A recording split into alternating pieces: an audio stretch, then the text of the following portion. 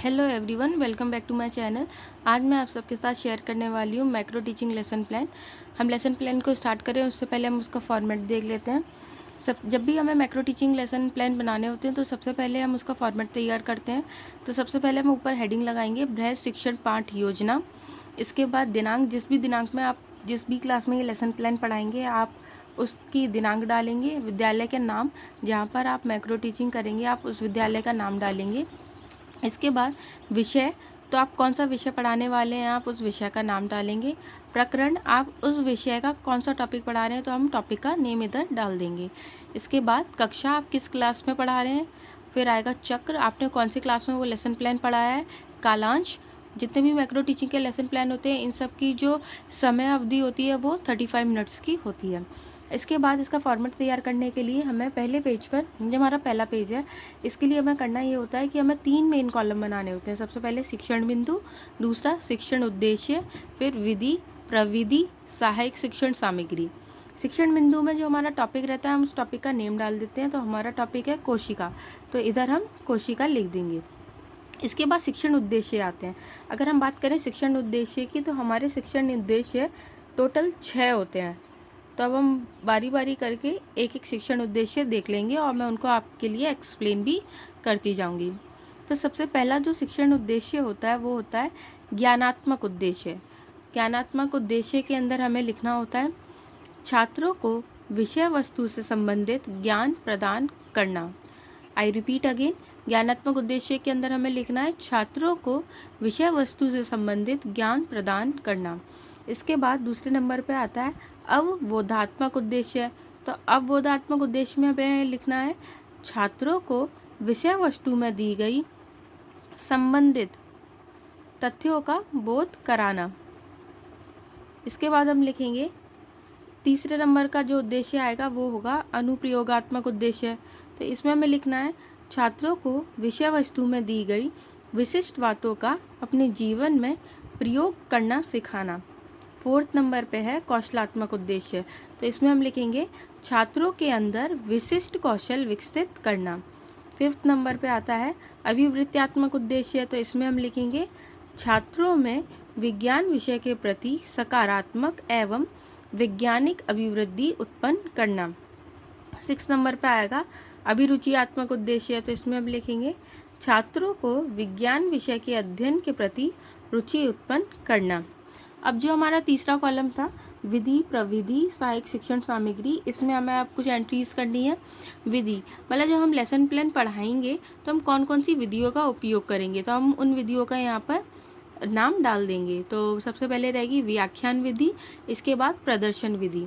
प्रविधि में आएगा प्रश्नोत्तर विधि। सहायक शिक्षण सामग्री में विषय वस्तु से संबंधित या पाठ की कक्षा उपयोगी सामग्री। अब हम दूसरे पेज पर काम शुरू करेंगे। तो दूसरे पेज पर सबसे पहले हम लिखेंगे पूर्व ज्ञान। छात्र छात्राएं विषय वस्तु से संबंधित सामान्य जानकारी रखते हैं, ये अब इसमें आ जाएगा, ठीक है। इसके बाद प्रस्तावना आएगी। प्रस्तावना मैं आपको माइक्रो के प्लान में पहले भी सिखा चुकी हूँ, तो आप चाहें तो मेरे माइक्रो के लेसन प्लान्स देख सकते हैं। अब प्रस्तावना में हमें 2 कॉलम बनाने होते हैं। पहला छात्र अध्यापिका क्रिया, दूसरा छात्र क्रिया। छात्र अध्यापिका क्रिया में अब हम पहला प्रश्न, क्योंकि हमारा टॉपिक है कोशिका, तो अब हमें कोशिका पे ही समस्या निकालनी होगी। तो हमारा पहला प्रश्न रहेगा आप सभी पढ़ने के लिए कहाँ आते हैं। तो बच्चे जवाब देंगे हम सब पढ़ने विद्यालय आते हैं।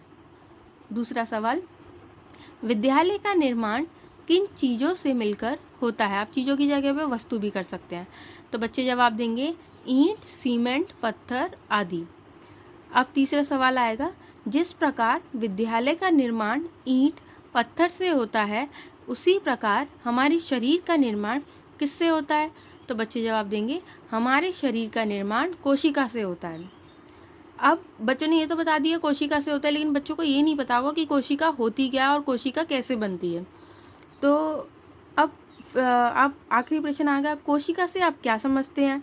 तो यहाँ पे निरुत्तर हो जाएगा, बच्चे को समझ से आगे। बच्चे ने ये तो जाना है कि कोशिका से बनता है, लेकिन कोशिका एक्चुअल में है क्या, बच्चा वो नहीं समझता है, तो इधर समस्यात्मक हो जाएगा।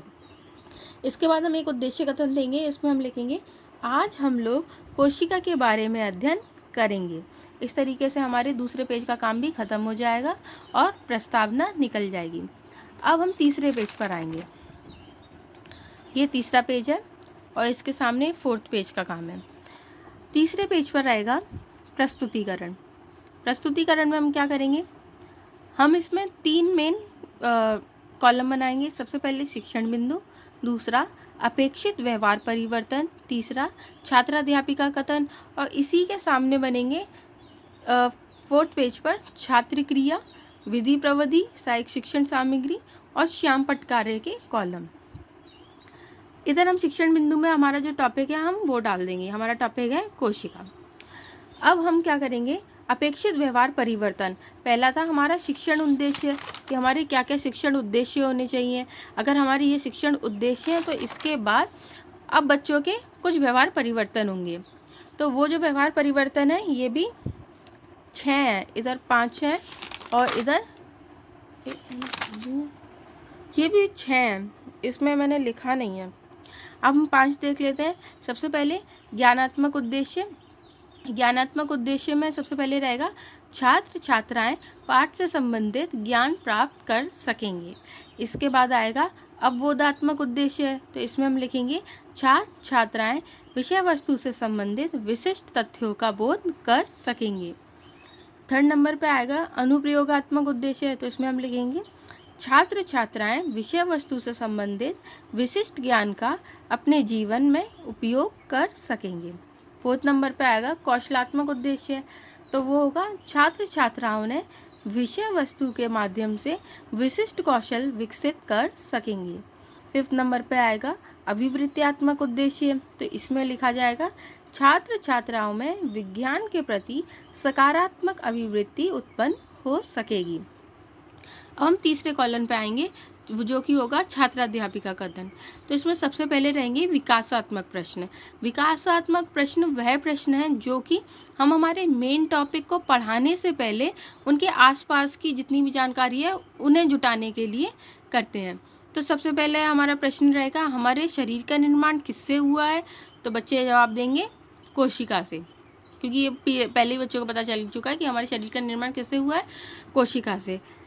दूसरा प्रश्न कोशिका की खोज किसने करी थी, तो इसमें बच्चे को समस्या आ जाएगी और बच्चे मौन रह जाएंगे। विधि प्रविधि कौन सी इसमें उपयोग हुई है, इसमें हुई है प्रश्नोत्तर विधि। हमने बच्चों से प्रश्न किए हैं और बच्चों ने हमें उत्तर दिए हैं। इसके बाद छात्राध्यापिका कथन आएगा। छात्राध्यापिका कथन में आपको करना ये है कि आपको सेल के बारे में, सेल की डिस्कवरी कब हुई, सेल की डिस्कवरी किसने की, सेल को पहली बार किसमें देखा गया, आपको छात्राध्यापिका कथन में बच्चों को पूरी तरह से समझाना है। आप इसमें आराम से, आपको जितना भी कंटेंट सक्षम लगे कि इतना इनफ है, आप उतना कंटेंट इसमें रख सकते हैं। और अगर थोड़ा कम कंटेंट भी आप लिख रहे हैं तो कोई दिक्कत नहीं है, आप क्लास में बच्चे को उसे ज़्यादा एक्सप्लेन कर दें।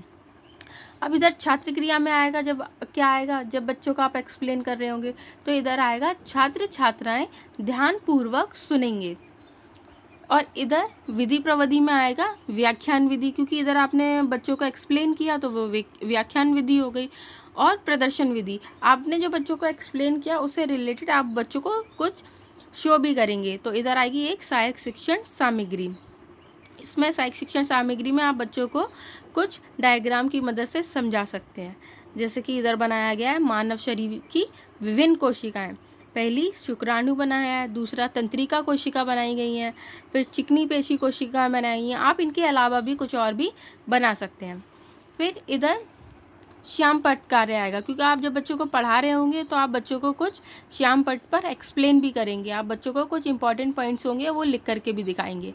तो इधर श्याम पट्ट कार्य में वह सारे पॉइंट आ जाएंगे जो आपको लगेगा एक्सप्लेन करते वक्त कि ये ज़रूरी है और मैं इन्हें बोर्ड पर अंकित कर दूं। तो श्याम पट्ट कार्य में वह सारे पॉइंट आ जाएंगे। इसके बाद नेक्स्ट पेज आएगा। अब जब आप बच्चों को समझा चुके होंगे तो अब आप बच्चों से बोधात्मक प्रश्न करेंगे। बोधात्मक प्रश्न ये होंगे, जितना भी कंटेंट आपने बच्चों को पढ़ाया है बच्चों से उन्हीं से रिलेटेड आप क्वेश्चन करेंगे। तो पहला प्रश्न रहेगा कोशिका की खोज किसने की थी, तो बच्चे जवाब देंगे रॉबर्ट हुक ने की थी। दूसरा क्वेश्चन रहेगा कोशिका का विधिवत अध्ययन क्या कहलाता है, तो बच्चे जवाब देंगे कोशिका विज्ञान कहलाता है। तीसरा प्रश्न रहेगा कोशिका किसकी तरह दिखती है, तो बच्चे जवाब देंगे मधुमक्खी के छत्ते की तरह दिखती है। विधि प्रविधि में आ जाएगा प्रश्नोत्तर विधि, क्योंकि हम बच्चों से सवाल पूछ रहे हैं और बच्चे हमें उनके उत्तर दे रहे हैं। इसके बाद पुनरावर्ती प्रश्न आएंगे। अब आप बच्चों से कुछ रिवीजन के लिए काम करवाएंगे, तो उसके लिए 2 कॉलम बनाए जाएंगे, एक छात्राध्यापिका क्रिया, दूसरा छात्र क्रिया।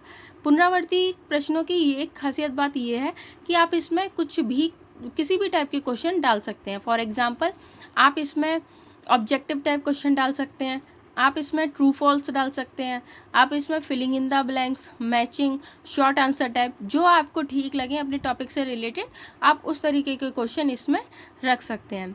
मैंने इसमें शॉर्ट आंसर टाइप क्वेश्चन रखे हैं। तो पहला प्रश्न हो जाएगा कोशिका की खोज किस सन में की गई थी, तो बच्चे जवाब देंगे कोशिका की खोज सन 1665 में की गई थी। कोशिका को सर्वप्रथम किस में देखा गया, तो बच्चे जवाब देंगे कोशिका को सर्वप्रथम बोतल की कॉर्क में देखा गया।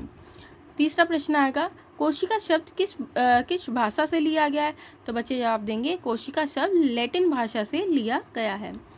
आखिरी क्वेश्चन, आप इसमें 4 से 5 क्वेश्चन रख सकते हैं। आखिरी क्वेश्चन सेलुला शब्द का क्या अर्थ है, तो बच्चे जवाब देंगे सेलुला शब्द का अर्थ एक छोटा कमरा है।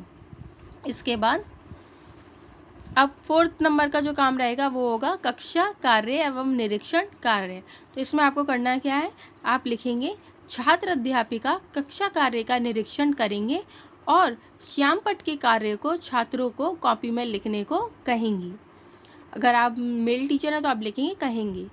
इसके बाद गृह कार्य में आपको जो भी उचित लगता है, आपको जो भी लगता है कि आपने जो टॉपिक पढ़ाया उससे रिलेटेड जो भी होमवर्क आपको सूटेबल लगे, आप बच्चों को वो एक होमवर्क देंगे।